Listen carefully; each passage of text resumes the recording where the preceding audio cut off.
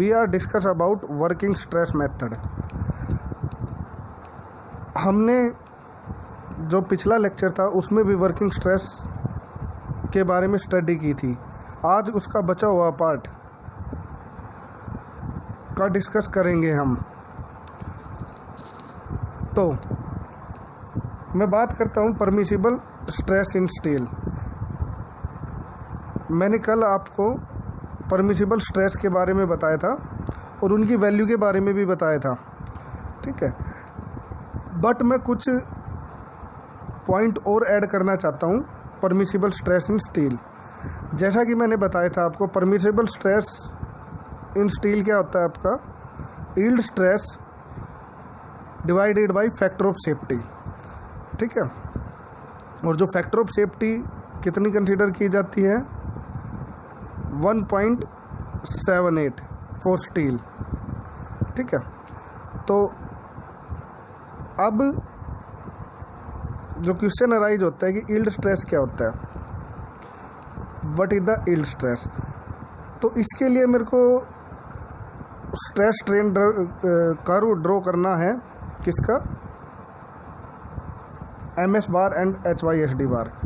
तो जो MS बार का स्ट्रेस स्ट्रेन कर्व होगा वो इस तरह से कुछ होगा, ठीक है। तो यहाँ पे और जो मेरा HYSD बार है उसके लिए स्ट्रेस स्ट्रेन कर्व इस तरह का होगा। तो अगर मैं बात करता हूँ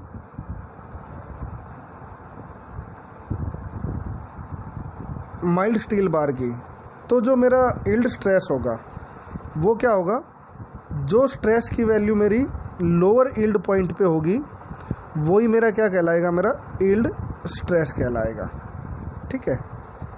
जैसे ये मेरा क्या हो गया, स्ट्रेस स्ट्रेन डायग्राम हो गया। तो यहाँ पे जो स्ट्रेस की वैल्यू होगी वो ही मेरा क्या कहलाएगा, यील्ड स्ट्रेस FY, ठीक है। उसी तरह से जो मेरा HYSD बार के लिए यील्ड स्ट्रेस होगा वो 0.2% ऑफ प्रूफ स्ट्रेस होगा। यील्ड स्ट्रेस क्या होगा मेरा, ये मेरे पास क्या है, HYSD बार का स्ट्रेस स्ट्रेन डायग्राम।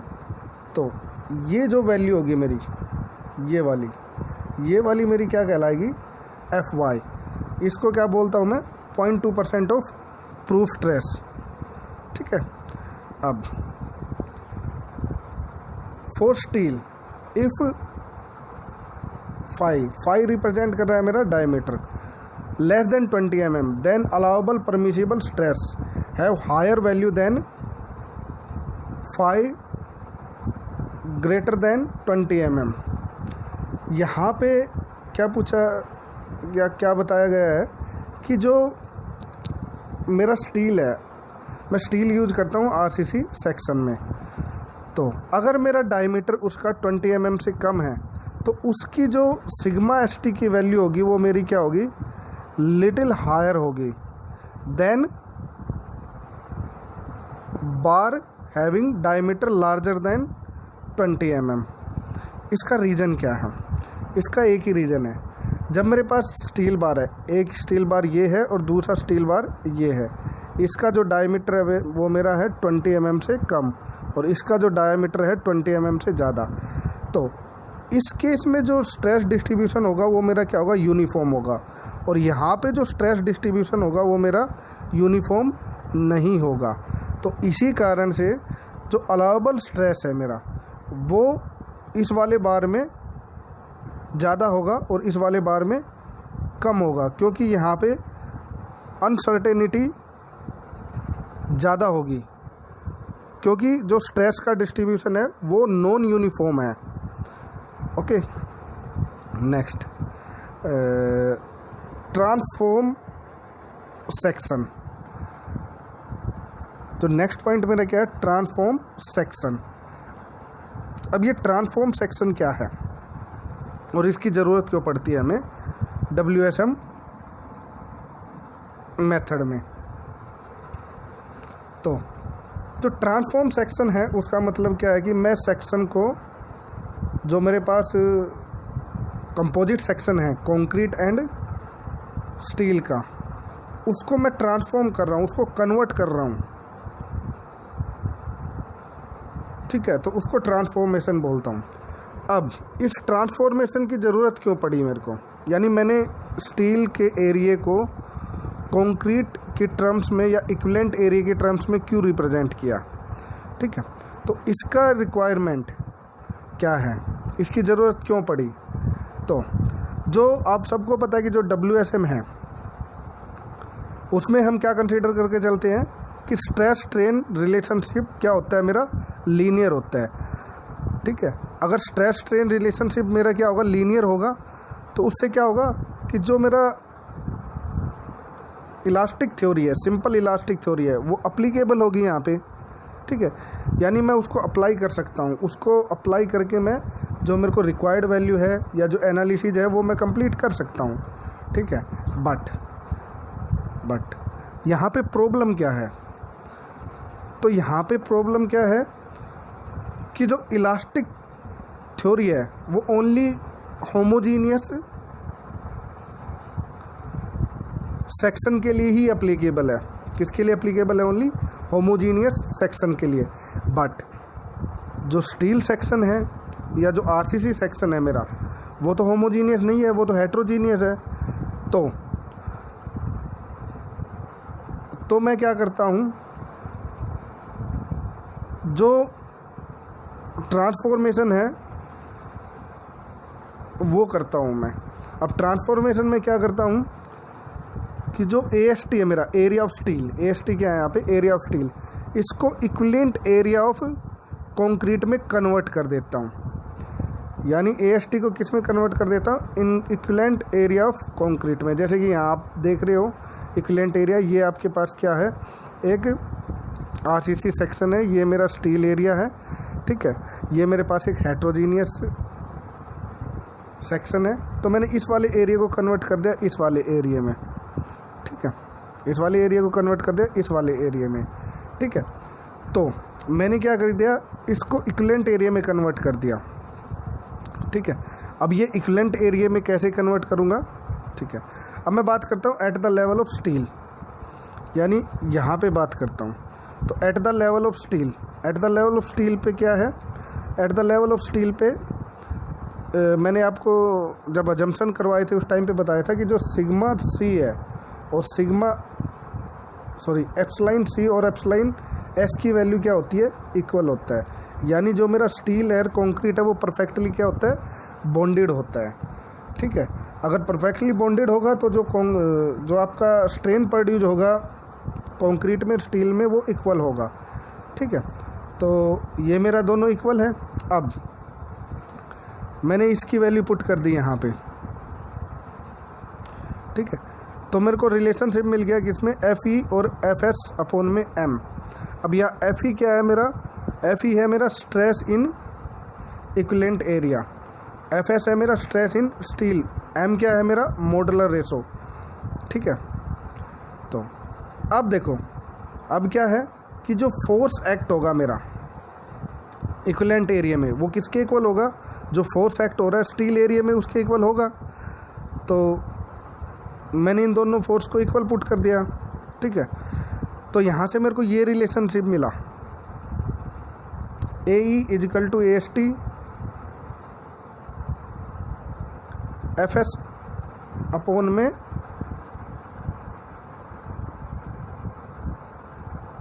FE, ये S नहीं है भाई, ये FE है, ठीक है। तो इसको मैं सोल्व करूँगा तो मेरे पास क्या आ जाएगा, AE इजिकल टू MAST, ठीक है। तो जो ये इक्विवेलेंट एरिया है मेरे पास यहाँ पे, जो यहाँ पे मेरे पास इक्विवेलेंट एरिया है ये वाला, ये इसके का एरिया क्या होगा मेरे पास, MAST, ये क्या होगा मेरा MAST, ठीक है। कैसे फाइंड आउट किया मैंने बता दिया, कैसे फाइंड आउट करना है आपको। करना क्या है, आप at the level of steel जाओगे, वहाँ पे जो अजम्पशन था उसको फॉलो करोगे, सोल्व कर लोगे, आपके पास आ जाएगा AE यानी equivalent area is equal to MAST, ठीक है। अब नोट, इक्विवेलेंट एरिया हो गया, ट्रांसफॉर्मेशन मैंने आपको सिखा दी। अब कुछ पॉइंट है याद कर लो, डायरेक्ट आपसे पूछ लिए जाते हैं एग्ज़ाम में कि जब भी मैं टेंशन की बात करता हूँ, जो टेंशन साइड में स्टील प्रोवाइड करता हूँ, अगर मेरे सेक्शन में श्रिंकेज हुई तो वो क्या करेगी, टेंसाइल स्ट्रेस को रिड्यूस कर देगी। अगर मेरे पास क्रीप प्रोड्यूस हुआ तो वो क्या करेगा, टेंसाइल स्ट्रेस को इंक्रीज कर देगा। किस साइड, टेंशन जोन में। बट कंप्रेशन जोन में ऐसा नहीं है। कंप्रेशन जोन में क्या करता है, श्रिंकेज और क्रीप दोनों ही क्या करते हैं, टेंसाइल स्ट्रेस को इंक्रीज करते हैं। ठीक है, अब नेक्स्ट मैं बात कर लेता हूँ क्रैक्ड एंड अनक्रैक्ड सेक्शन की। किसकी बात कर लेता हूँ, क्रैक्ड एंड अनक्रैक्ड सेक्शन की। अब जो क्रैक्ड सेक्शन क्या है, क्रैक सेक्शन क्या है, अगर जो मेरा एक्सट्रीम फाइबर है, एक्सट्रीम फाइबर किस साइड की बात कर रहा हूँ मैं, टेंशन साइड वाले एक्सट्रीम फाइबर की बात कर रहा हूँ, अगर उसमें क्रैक आ जाते हैं मेरे, ठीक है, तो वो क्या कहलाता है, मेरा क्रैक सेक्शन कहलाता है। और उसके लिए जो मॉडुलस ऑफ रैप्चर है या modulus of moment of rupture है, उसके लिए फॉर्मूला क्या है, MCR यानी rupture moment is equal to FCR। ये क्या है FCR, ये आपका है फ्रैक्चर स्ट्रेस, रैप्चर स्ट्रेस भी बोल सकते हो आप। IT moment of inertia. और Y1 क्या आपका, Y1 क्या है, डिस्टेंस फ्रॉम न्यूट्रल एक्सिस। तो मैंने यहाँ पे क्या किया है, सिंपल इलास्टिक थ्योरी अप्लाई करके ये वाला फॉर्मूला फाइंड आउट कर लिया। तो आप ये फॉर्मूला याद कर लेना, ये फॉर्मूला किसके लिए, आपका MCR के लिए है। ठीक है, तो MCR क्रैक सेक्शन के लिए MCR क्या होगा, FCR IT बाई Y1। ठीक है, अब जो FCR की वैल्यू है, FCR की वैल्यू पहले बताई थी, मैं फिर से बता देता हूँ क्या होती है, 0.7 इंटू में रूट FC के। ये किसकी वैल्यू है, मेरी FCR की वैल्यू है। अब अगर मेरी M की वैल्यू, M क्या है यहाँ पे, जो मोमेंट एक्ट, ये मान लो आपका सेक्शन है, इस पर कोई मोमेंट M एक्ट कर रहा है, मोमेंट क्या, M एक्ट, ये मेरे पास क्या है, कोई सेक्शन है, यहाँ मोमेंट M मेरा क्या कर रहा है, एक्ट कर रहा है। ठीक है, M क्या है मेरा, जो एक्सटर्नल मोमेंट एक्ट करेगा वो। अगर इस M की वैल्यू मेरी इक्वल और लेस देन MCR है, तो सेक्शन मेरा क्या होगा, अनक्रैक्ड सेक्शन होगा। सेक्शन क्या होगा मेरा, अनक्रैक्ड। बट एक चीज़ और, जो सेक्शन है ना मेरा अनक्रैक, वो ओनली फर्स्ट टाइम के लिए ही होगा। किसके लिए होगा, ओनली फर्स्ट टाइम के लिए होगा। अगर मैं फिर से अनलोडिंग करके लोड करता हूँ सेक्शन को, तो वो सेक्शन मेरा मे भी क्रैक कर जाए। तो जो ये वाली पॉसिबिलिटी है, ये कौन सी है, ओनली फर्स्ट टाइम के लिए ही अप्लीकेबल है। नेक्स्ट है, मैं एनालिसिस करता हूँ सिंगली रीइंफोर्समेंट। क्रैक और अनक्रैक आपको समझ में आ गया। अब मैं बात करता हूँ analysis of singly reinforcement beam. किसकी बात कर लेता हूँ, सिंगली रीइंफोर्समेंट बीम के एनालिसिस की।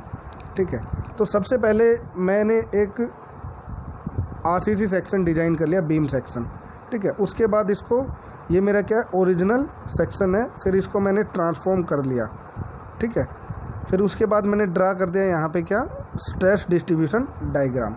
ठीक है, यहाँ पे जो सेक्शन मैंने कंसीडर किया है उसकी मैं डायमेंशन आपको बता देता हूँ।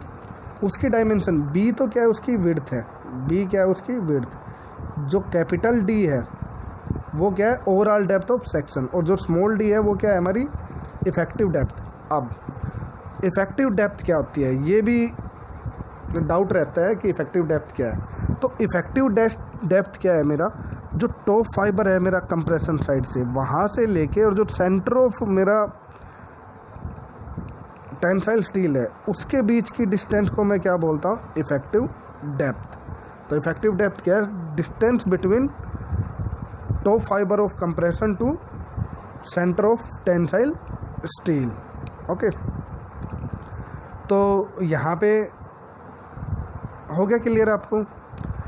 ये क्या है, मैंने ट्रांसफॉर्म कर दिया, ट्रांसफॉर्म करके इस वाले स्टील को मैंने क्या लिख दिया, MEST। ठीक है, ये मेरा स्ट्रेस डिस्ट्रीब्यूशन डायग्राम है। यहाँ पे मेरा सिग्मा CBC है, ऊपर क्या है कंप्रेशन साइड और नीचे क्या है टेंशन साइड। ठीक है, और सिग्मा ST की वैल्यू क्या है मेरी, ना सॉरी टेंसाइल स्ट्रेस की वैल्यू क्या है मेरी, सिग्मा ST/M। ये मैंने क्यों लिखा, क्योंकि मैंने सेक्शन को ट्रांसफॉर्म किया है, इसलिए वैल्यू आएगी मेरी ये। अब जो मेरा देखो, ये मेरा ट्राइंगल है, यानी जो मेरा सिग्मा CBC की वैल्यू है वो 0 से सेंटर पे तो 0 है, यानी न्यूट्रल एक्सिस पे 0 है, बट जो टॉप फाइबर है वहाँ पे मैक्सिमम होगी। ठीक है, तो ये मेरा ट्राइंगल है। तो ये जो मेरा कंप्रेशन है वो कहीं ना कहीं एक्ट करेगा। ठीक है, ट्राइंगल है तो कहाँ पे एक्ट करेगा, ये टॉप फाइबर से x/3 डिस्टेंस पे एक्ट करेगा। x क्या है मेरा, x है मेरा ये वाली डिस्टेंस, मतलब न्यूट्रल एक्सिस की डिस्टेंस है। किसकी डिस्टेंस है, न्यूट्रल एक्सिस की डिस्टेंस है। ठीक है, तो मेरा एक्ट कहाँ पे करा, ये यहाँ पे एक्ट किया इसने। ओके, तो ये वाली जो डिस्टेंस है मेरी कंप्रेशन के सेंटर ऑफ ग्रेविटी से टेंशन की सेंटर ऑफ ग्रेविटी के बीच की डिस्टेंस को क्या बोलता हूँ मैं, लीवर आर्म। इसको क्या बोलूँगा मैं, लीवर आर्म। ठीक है, और इसकी वैल्यू क्या होगी, D माइनस में x/3। ठीक, ओके, तो ये मेरा डायग्राम हो गया। जो भी चीज़ें मैंने यहाँ पे लिखी है, आपका जो भी नोटेशन मैंने यूज़ किया उसको एक्सप्लेन कर दिया कौन सी चीज़ क्या है। अब मैं बात करता हूँ, मैं डिटरमाइन करता हूँ, बात नहीं करता, मैं डिटरमाइन करता हूँ किसको, क्रिटिकल न्यूट्रल एक्सिस को। तो सबसे पहले बात कर लेता हूँ कि क्रिटिकल न्यूट्रल एक्सिस होता क्या है। आप नोट कर लो, मैं बता रहा हूँ क्रिटिकल न्यूट्रल एक्सिस क्या है। Critical neutral axis when stress when permissible stress of steel and concrete have similar value or reach at same time, not similar value, reach at same time, then the neutral axis is called critical neutral axis। मैं फिर से repeat कर रहा हूँ, when permissible stress value reach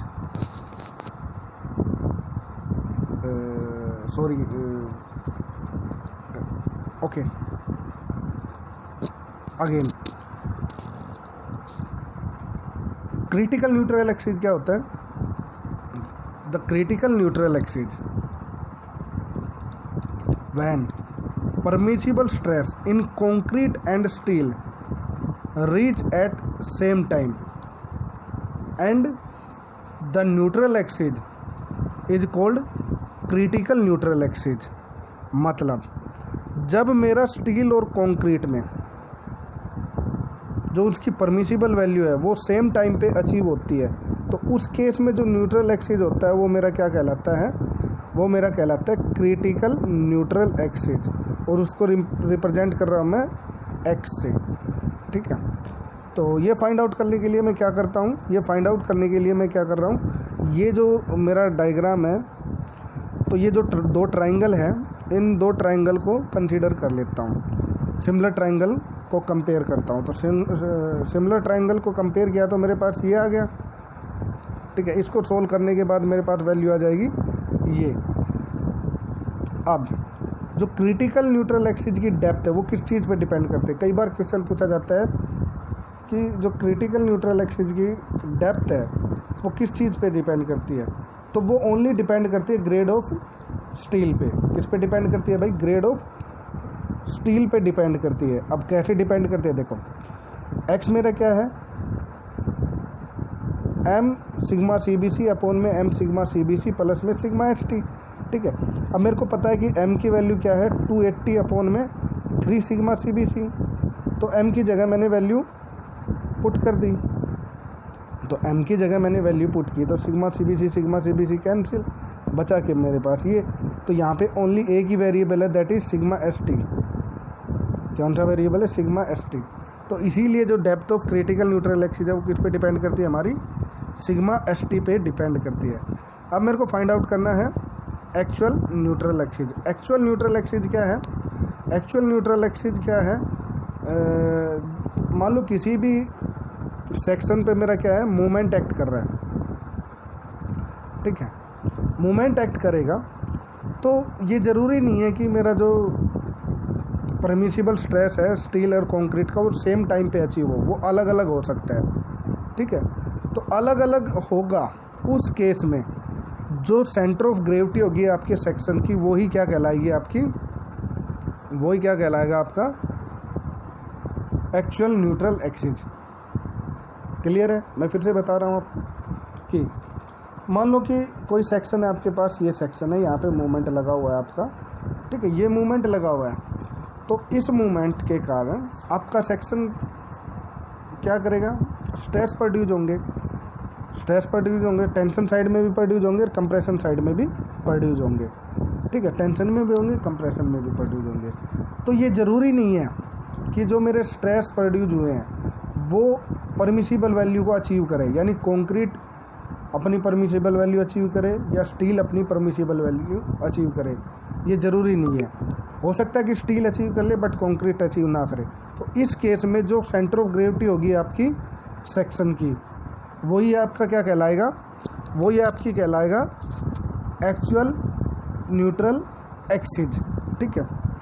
तो इसको find out करने के लिए मैं क्या कर रहा हूँ, इसको फाइंड आउट करने के लिए जो कंप्रेशन एरिया है और जो टेंशन एरिया है उन दोनों को क्या कर दिया मैंने? इक्वल पुट कर दिया। क्या कर दिया? दोनों को इक्वल पुट कर दिया, ठीक है। तो इसके लिए जो एवरेज कंप्रेशन है मल्टीप्लाई कर दूंगा एरिया ऑफ कंक्रीट से, तो मेरे पास क्या मिल जाएगा? कंप्रेशन, ठीक है। दूसरा मैं क्या करूँगा? स्ट्रेस इन स्टील को डिवाइड कर दूंगा एरिया ऑफ स्टील से, तो यह क्या मिल जाएगा मेरे पास? टेंशन, ठीक है। अब देखो मेरे पास ये डायग्राम बना था, इधर मेरे पास क्या था? ये मेरे पास सिग्मा सी बी था और ये वैल्यू मेरी क्या थी? सिग्मा एस टी की थी, ठीक है। तो जो सिग्मा सी बी सी है ये ट्राइंगल दिख रहा है, तो इसके लिए मेरे को क्या चाहिए कि average sigma C B C की वैल्यू चाहिए। यहाँ पे 0 है और यहाँ पे सिग्मा सी बी सी है मेरा, ठीक है। सॉरी, फिर से मैं ड्रा करता हूँ, ठीक है। तो यहाँ पे सिग्मा सी बी सी था और ये sigma S T upon M था। तो यहाँ पे तो 0 वैल्यू है, यहाँ पे सिग्मा, तो इनका एवरेज करूँगा तो क्या आएगा मेरे पास? Sigma C B C plus 0/2। तो ये मेरा क्या हो गया? Average of compressive stress. और एरिया क्या होगा इसका? बी इंटू में एक्स ए। अब मैं जो एक्चुअल न्यूट्रल एक्सिस है उसको रिप्रेजेंट कर रहा हूँ एक्स ए से, ठीक है। इसी तरह से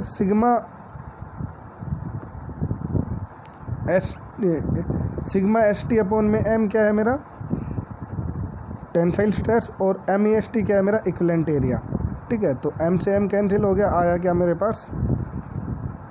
क्या आ गया मेरे पास? आ जाएगा sigma C B C divide by 2 X A is equal to sigma S T A S T, ठीक है। अब देखो, अब क्या देखो कि जो मेरे पास यहाँ पे सिग्मा सी बी सी है, ना तो इसकी वैल्यू मेरे को पता है ना इसकी वैल्यू पता है। ये एक्चुअल में सिग्मा सी बी सी नहीं है, ये है मेरा सिग्मा सी है और ये मेरा सिग्मा एस है, ठीक है। ऐसा मैं क्यों बोल रहा हूँ? क्योंकि मेरे को पता ही नहीं है कि सिग्मा सी और सिग्मा एस इसकी परमिसिबल वैल्यू है, ठीक है। तो इसलिए मैंने सिग्मा सी और सिग्मा एस कंसिडर किया, ठीक है। तो इनकी वैल्यू मेरे को नहीं पता है, तो इनकी वैल्यू नहीं पता है तो मैं क्या करूँगा? पहले जो मैंने ये जो रिलेशन आपको बताया था, ये वाला, इसकी हेल्प से, इस वाले रिलेशन की हेल्प से क्या करूँगा मैं? सिग्मा एस टी की वैल्यू पुट कर दूंगा यहाँ पे। किसकी वैल्यू पुट कर दूंगा भाई? मैं सिग्मा एस टी की वैल्यू पुट कर दूंगा यहाँ पे, ठीक है, जो कि मेरी वैल्यू होगी ये, ठीक है, ये वैल्यू होगी मेरी। तो यहाँ से सिग्मा CBC से सिग्मा CBC कटेगा और मेरे पास क्या आ जाएगा, B X A square by 2 is equal to MAST D minus में XA। तो ये मेरा क्या है, determination of actual neutral axis. Next मैं बात करता हूँ मोमेंट ऑफ रेजिस्टेंस की। मोमेंट ऑफ रेजिस्टेंस होता क्या है, सेक्शन जो एक्सटर्नल मूवमेंट को रजिस्ट करता है उसी को मैं क्या बोलता हूँ, मोमेंट ऑफ रेजिस्टेंस। उसी को क्या बोला जाता है, मोमेंट ऑफ रेजिस्टेंस। और सेक्शन ये मूवमेंट को रजिस्ट किसकी हेल्प से करता है, जो कपल क्रिएट होते हैं हमारे, जो कपल होता है मेरा ये वाला कपल, यानी टेंशन और कंप्रेशन के कारण जो कपल बनता है उसी के कारण ये क्या करता है, हमारे एक्सटर्नल बेंडिंग मूवमेंट को रजिस्ट करता है, ठीक है। तो MOR मोमेंट ऑफ रेजिस्टेंस क्या हो गया मेरा, T इंटू में Z क्या है, लीवर आर्म। अगर मैं इस टेंशन को लीवर आर्म से मल्टीप्लाई कर दूंगा या कंप्रेशन को लीवर आर्म से मल्टीप्लाई कर दूंगा तो मेरे पास क्या आ जाएगा, मोमेंट ऑफ रेजिस्टेंस आ जाएगा, ठीक है। तो मैंने ये डायग्राम ड्रॉ किया है जो कि आपने पहले भी देखा था। यहाँ पे ये सिग्मा CBC है, ठीक है। यहाँ पे मेरा कंप्रेशन है जो मैंने बता दिया कैसे फाइंड आउट करना है। ये मेरा क्या है, ये कंप्रेशन एक्ट हो रहा है x/3 पे। ये मेरे पास क्या है, Z क्या है, लीवर आर्म है जो कि क्या है, D माइनस में x/3। ये मेरा टेंशन है सिग्मा ST AST, ठीक है। कंप्रेशन हो गया, टेंशन हो गया, ठीक है। अब जो मेरी Z की वैल्यू क्या हो जाएगी, D माइनस में x/3। अब ये जो x है, x क्या है मेरे पास, x है न्यूट्रल एक्सिस। x क्या है मेरे पास, न्यूट्रल एक्सिस। इसको मैं बोल सकता हूँ KD, इसको क्या बोल सकता हूँ, KD। अब ये जो K है ये मेरे क्या है, depth factor for neutral axis. K क्या है मेरा, depth factor of neutral axis, ठीक है। तो मैं x की वैल्यू पुट कर दी मैंने KD/3। तो इसको सोल्व करूँगा तो मेरे पास Z क्या हो जाएगा, J इंटू में D, Z is equal to J into में D। अब J क्या है मेरा, 1 माइनस में K/3। और अब ये J, इसको J को क्या बोलूँगा मैं, लीवर आर्म फैक्टर।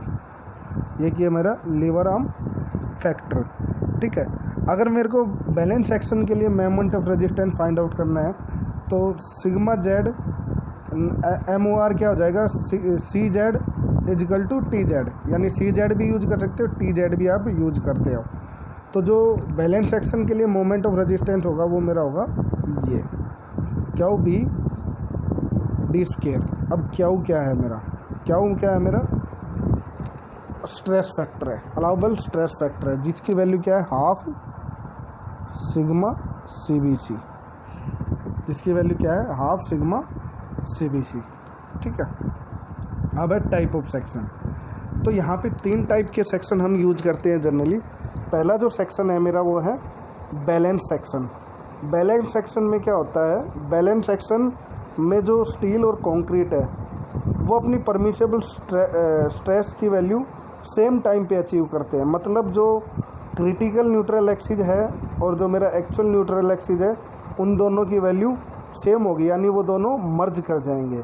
और मोमेंट ऑफ रेजिस्टेंस के लिए जो फॉर्मूला यूज करूँगा मैं वो करूँगा क्यू बी डी स्क्वायर। जो ज़्यादातर सेक्शन है जब भी मैं डिज़ाइन करूँगा तो इसी पैरामीटर का यूज करूँगा। सेकंड है मेरे पास अंडर रीइंफोर्समेंट सेक्शन। सेकंड क्या है मेरा, अंडर रीइंफोर्समेंट सेक्शन, ठीक है। तो सबसे पहले जो अंडर रीइंफोर्समेंट सेक्शन होता क्या है, तो जो अंडर रीइंफोर्समेंट सेक्शन है आपका, इसमें क्या होता है कि जो टेंशन है आपका, जो टेंसाइल स्टील है, टेंशन में जो स्टील प्रोवाइड कर रखा है वो तो अपनी परमिसिबल वैल्यू को अचीव कर लेगा, बट कंक्रीट अचीव नहीं करेगा, ठीक है। मतलब स्टील के पास तो इसकी परमिसिबल वैल्यू आ गई, बट कंक्रीट के पास इसकी परमिसिबल वैल्यू नहीं आई है अभी तक, ठीक है। तो उस सेक्शन को क्या बोलेंगे हम, अंडर रीइंफोर्समेंट सेक्शन बोलूँगा मैं उसको। और जो इस टाइप के सेक्शन में मेरा जो फेलियर होगा वो किसके कारण होगा, जो फेलियर होगा वो टेंसाइल फेलियर होगा, ठीक है। अब फेलियर कैसा हो रहा है मेरा, टेंसाइल, यानी स्टील फेल कर रहा है। और स्टील कैसा मटेरियल है मेरा, डक्टाइल मटेरियल है। स्टील मेरा क्या है, डक्टाइल मटेरियल है, ठीक है। तो जो डिज़ाइनर है वो सजेस्ट करते हैं कि हम अंडर रीइंफोर्समेंट सेक्शन का ही यूज करें। ऐसा क्यों यूज करें अंडर रीइंफोर्समेंट सेक्शन हम? क्योंकि जो अंडर रीइंफोर्समेंट सेक्शन है इसमें जो फेलियर होगा वो किसका होगा? स्टील का होगा। और हमें पता है कि स्टील क्या है? हमारा डक्टाइल मटेरियल है। अब स्टील डक्टाइल मटेरियल हो गया तो इससे क्या फ़ायदा है? इससे ये फ़ायदा है कि जब स्टील फेल होगा तो इसमें लार्ज अमाउंट में डिफ्लेक्शन और क्रैकिंग आएगी। ठीक है, अब लार्ज अमाउंट में डिफ्लेक्शन और क्रैकिंग आएगी तो हमें सफिशिएंट वार्निंग या सफिशिएंट टाइम मिल जाएगा कि हम स्ट्रक्चर को छोड़ दें या स्ट्रक्चर को छोड़ के बाहर निकल जाएं। ठीक है, तो जो अंडर रीइंफोर्स सेक्शन है वो क्या कर देगा? सफिशिएंट वार्निंग देता है बिफोर फेलियर। ठीक है, तो इसलिए हम जनरली अंडर रीइंफोर्समेंट सेक्शन का ही यूज करते हैं।